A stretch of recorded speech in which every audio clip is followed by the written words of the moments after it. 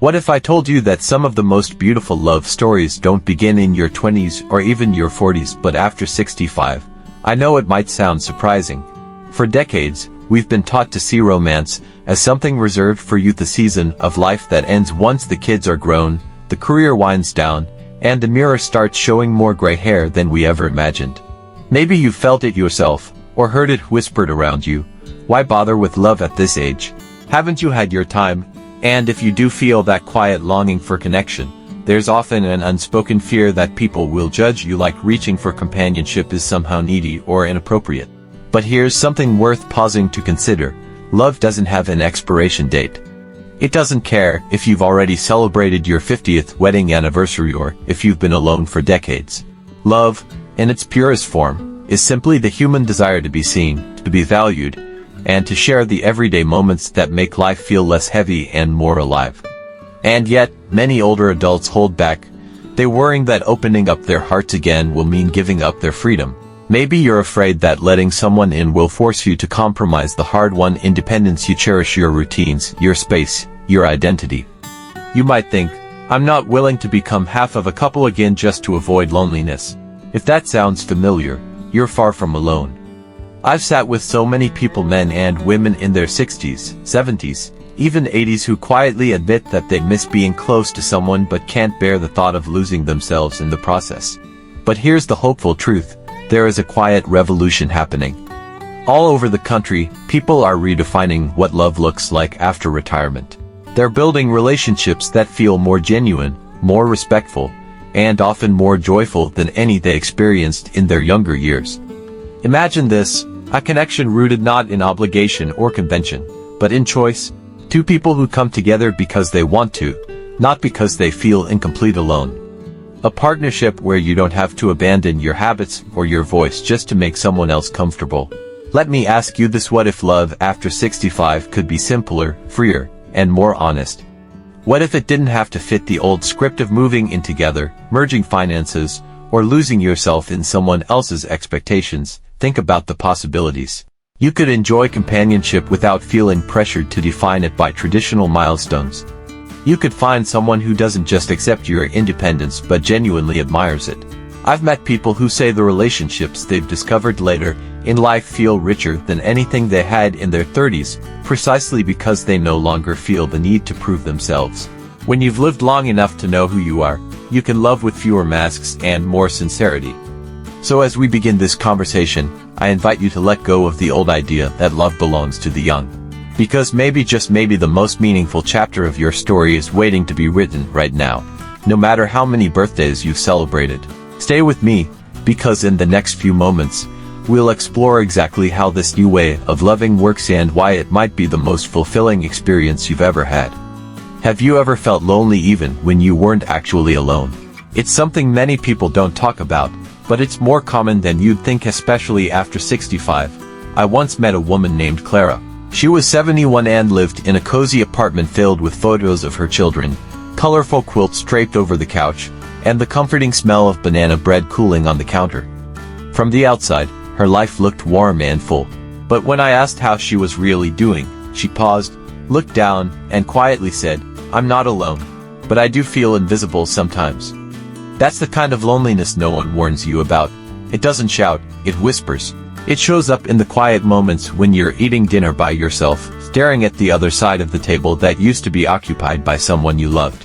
It creeps in when you find yourself talking to the television, just to feel like your voice still matters to someone, even if it's just the flicker of a screen. If you've ever felt this way, please know you're not the only one. In fact, so many older adults experience this subtle, aching sense that the world is moving on without them. The phone rings less often, neighbors you used to chat with have drifted away, and your days start to feel like a long stretch of quiet that no one else notices. But here's the truth we don't say enough: loneliness doesn't mean there's something wrong with you. It simply means you're human. We are wired to connect. Even if you're independent and proud of your solitude, there's still a deep part of you that wants to be seen and heard. It's natural to long for someone who remembers your stories, who cares how your day went, and who makes the silence feel less heavy. Think about it: when was the last time someone looked you in the eye and really listened? Not just out of obligation, but because they were genuinely interested in how you were feeling. When was the last time you shared a laugh or a quiet moment that felt easy and comforting? Companionship doesn't have to mean giving up your space or your independence. It doesn't mean losing yourself. Sometimes, it's as simple as having someone to share morning coffee with or a familiar voice to call when the world feels too big. Those small connections can bring life back into focus.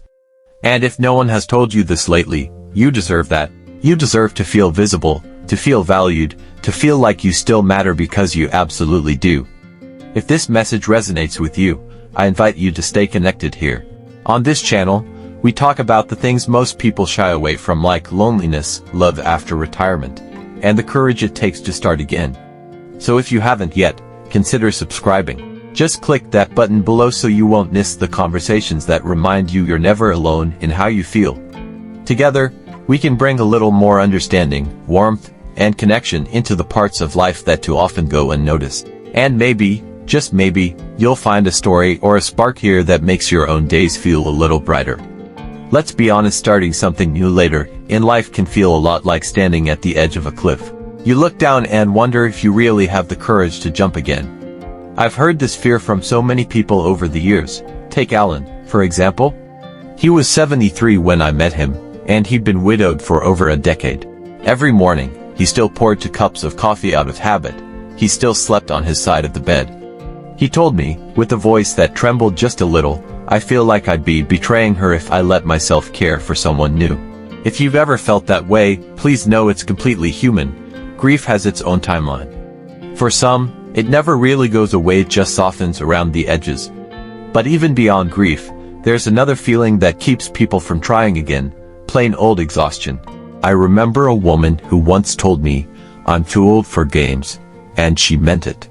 She wasn't interested in awkward small talk, dating apps, or pretending to be someone she wasn't just to impress a stranger. Maybe you feel the same way. Maybe you're thinking, "I've already lived a whole lifetime. I don't want to start over from scratch."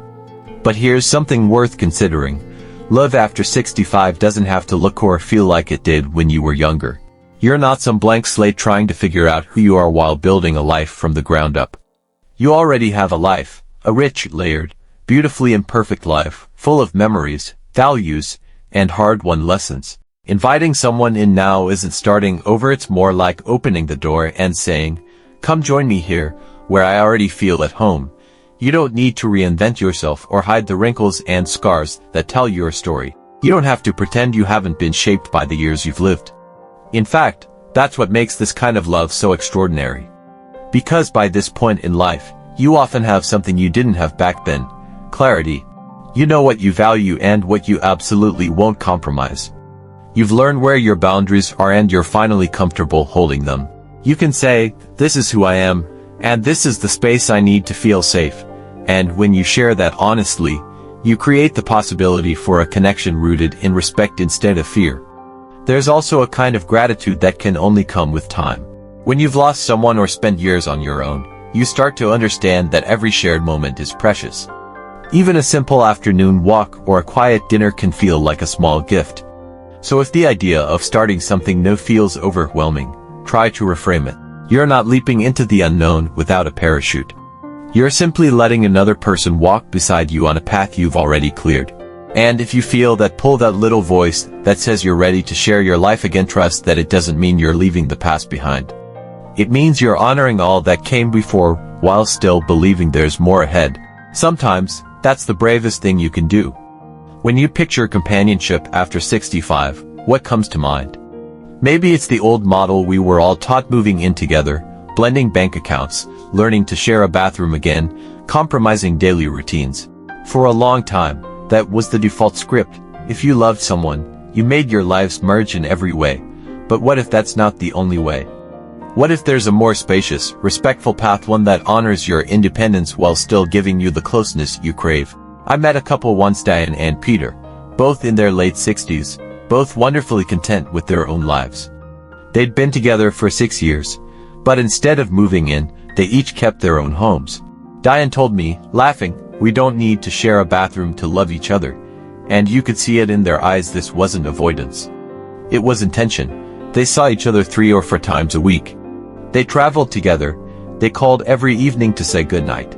Their relationship was built not on obligation but on choice. Every visit, every shared moment, was deliberate.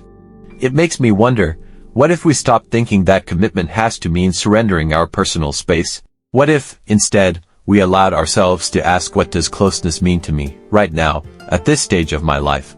For some people, closeness might look like waking up together every day. For others, it might be having someone to call when the sky turns pink or when you hear a song that stirs old memories.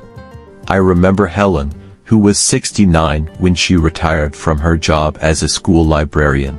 She joined a walking group, mostly to have company on long afternoons. She met Roger there. What started as an occasional walk became a standing date once a week, then twice. Then came coffee after their walks. Eventually, Sunday mornings were spent reading the newspaper together, not in the same house, but on the phone, each with their own mug in hand. After 2 years, they were still living in their own homes. Still independent, still committed in a way that felt effortless. Helen once told me, "I don't need a husband. I need someone who shows up." That stuck with me. Because in a world that tells us everything must be labeled and defined, there's something liberating about knowing you can create companionship on your own terms. No pressure to check all the boxes, no need to justify your arrangement to anyone else. This is not about avoiding intimacy, it's about designing relationships that feel true. When you let go of old scripts, when you stop measuring your connection by how much you sacrifice, you open space for something more genuine to grow. So, if you're wondering whether you have to give up your rituals or compromise who you are to let someone in, consider this. Maybe you don't. Maybe the most meaningful relationships now are the ones that allow you to remain fully yourself, while welcoming someone else to walk beside you. And if you find that kind of connection, one where you can be both independent and deeply seen, you might discover it's richer than anything you knew before. I want to share an idea that many of us were never taught, but it might just transform the way you look at love. Boundaries are not the opposite of love, they're actually one of the purest forms of it. For most of our lives, we've been shown the old belief that loving someone means sacrificing parts of ourselves. Maybe you saw your parents do it, one person shrinking to fit the other's needs. Maybe you did it yourself, giving up hobbies, routines, or the quiet rituals that made you feel whole, all to keep a relationship steady. But here's the truth. Real love doesn't require you to erase yourself. And after 65, you certainly don't have to sand down your edges just to fit neatly into someone else's life. In fact, keeping your boundaries intact is one of the most generous gifts you can offer to yourself and to the person you care about. I think of Douglas, who was 74 when he met Carolyn. They fell in love in that gentle, patient way that often comes later in life. No games, no rush, just two people enjoying each other's company. After a year or so, Carolyn asked if he wanted to move in together. It was a fair question, but Douglas paused and said, no. When she asked why, he explained it simply, every morning, I walk barefoot across my kitchen and sing along with the radio. It sounds silly, but that's my time. That space is mine, and I don't want to lose that just because I love someone. To some, that might sound stubborn, but to me and maybe to you it's a perfect example of healthy boundaries. Douglas wasn't rejecting her, he was honoring both of them. He knew that preserving his morning ritual wasn't selfish, it was how he stayed centered. Boundaries like that do something remarkable. They protect your individuality. They prevent the kind of slow-growing resentment that can sneak into even the sweetest relationship. They make every yes you give feel real, because you know you also have the freedom to say no.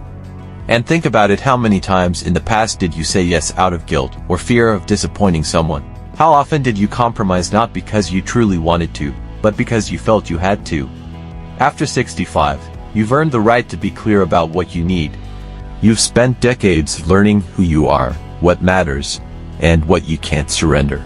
Love at this stage of life isn't about disappearing into someone else's story. It's about saying, I care for you and I care for myself, too.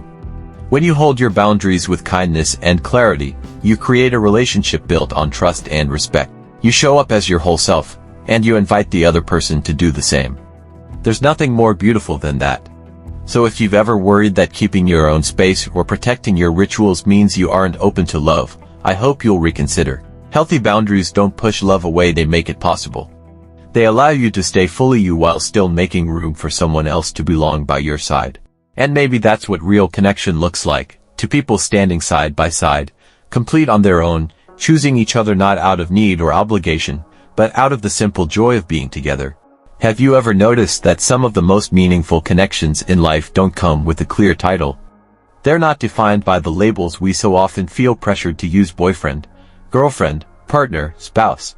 Instead, they're defined by something much simpler and more powerful: the way that person makes you feel. Let me share a story about Joanne. She was 68 when she met a kind man at a community event. They started meeting for lunch every Thursday. 1 week turned into a month, then a year, then 3. For 3 years, without ever calling themselves a couple, they showed up for each other like clockwork. When someone asked Joanne if they were dating, she laughed and said, "We're not a couple. But I haven't missed a Thursday since we met." Think about that for a moment. No fancy declarations. No labels to prove their bond to the outside world. Just the quiet rhythm of showing up, week after week, because it felt good to be together. This is emotional intimacy in its purest form. It's the freedom to be fully yourself, no masks, no performance. It's someone who notices the tiny things that matter. How you take your coffee, which stories make your eyes light up, the way your voice softens when you talk about your family. Emotional intimacy is having a space where you can share your hopes, your disappointments, your fears without worrying that you'll be judged or fixed. It's someone who can sit with you in silence and somehow make that silence feel comforting instead of empty.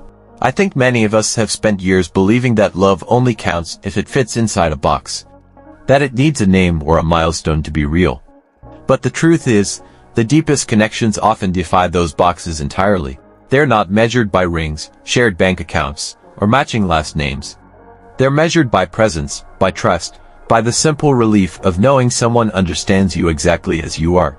If you've ever felt hesitant to open your heart again because you didn't want to commit to a certain label or expectation, I hope this offers you a different perspective. You don't have to call it anything at all. What matters is how it feels. Is there someone whose voice makes your day better, even if you only talk for 10 minutes? Someone you'd call first if you needed help, or if something wonderful happened and you couldn't wait to share it. That connection, in all its simplicity, is just as valid, maybe even more so than any label could ever make it. Because in the end, love isn't about the title you give it. It's about the safety and warmth you feel when you know someone is really there. Someone who remembers the little things. Someone who gives you the space to be fully, unapologetically you. So if you find a connection like that, don't rush to define it or explain it to others. Let it unfold in its own way. Because sometimes, the most beautiful relationships are the ones no one else understands except the two people who quietly choose each other, again and again. Have you ever wondered why so many people say that love in later life feels richer, calmer, and somehow more real? It's something I've heard again and again from older adults who have discovered a new kind of connection, one that doesn't look anything like the high-stakes romance of their younger years. Maybe you've noticed this shift yourself. In your 20s or 30s, relationships can feel like a race, so much pressure to build a future, to prove your worth, to keep up with everyone else's timelines. You're chasing milestones, marriage, mortgages, starting a family. And in all that striving, it's easy to lose track of whether you're actually happy. But after 65, something changes. You're no longer trying to build a life from scratch. You've already lived so much. You've learned what matters to you, what you can live without, and what you absolutely need to feel at peace. I think of Dennis, a man I met who was 70. He told me that when he was young, he only wanted a partner who was beautiful, clever, and exciting, someone who turned every day into an adventure. But over the years, his priorities shifted. Now, he said, I just want someone I can laugh with in the morning, read with in the afternoon, and sit beside in the evening without having to say a word. And there's so much wisdom in that. When you're older, you don't need someone to complete you. You've already built your own identity, your own routines, your own sense of purpose. What you're looking for is someone who fits into the life you've carefully created, a person who adds warmth without upheaval, who brings joy without drama. That's why later life relationships often feel less complicated. You're not desperate to fill a void. You're not looking for rescue or validation. And because you're not desperate, you can be more discerning. You can take your time to see if someone truly aligns with your values and your vision of companionship. Imagine how freeing that can be, to choose connection simply because you want it, not because you feel incomplete without it. There's no performance, no pretending. You show up as you are, with all the lessons you've gathered along the way. I've heard so many people describe this season of love as peaceful, not dull peaceful. Because there's a gentle beauty in sharing life's small moments with someone who genuinely understands you. It might look like a quiet breakfast, a slow walk at sunset, or sitting together while each of you reads your own book. If you're watching this and wondering whether it's too late to find that kind of companionship, I want you to know it isn't. In fact, you might be more ready for it now than ever before. You're free from old illusions, you're clear about your needs, and you have the courage to say yes only when it feels right. That's the gift of love after 65. It's chosen with intention, nurtured with gratitude, and sustained by the quiet understanding that you are enough, exactly as you are. Before we wrap up, I want to leave you with this thought. Love after 65 isn't just a second chance. It's often the most authentic, liberating chapter you'll ever write. When you're younger, love can feel like a series of milestones to check off: dating, marriage, moving in, raising a family. But as we grow older, we realize something important. Real connection has very little to do with what others expect and everything to do with what feels right to us. Love at this stage is more honest because you've stopped pretending.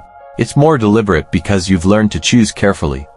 And it's more free because you finally understand you don't have to fit into someone else's idea of partnership. You get to design companionship in any form that feels meaningful to you. Maybe for you, it looks like living together and cooking breakfast side by side. Or maybe it means keeping your own home, meeting for Sunday brunch, and traveling when the mood strikes. It could be long road trips through quiet countryside, or simply sitting together on the porch with a cup of tea, savoring the hush of a shared moment. It could be laughter that makes your sides ache, or a comforting silence where no words are needed. It's all valid. The beauty of this time in your life is that you no longer have to prove anything to anyone.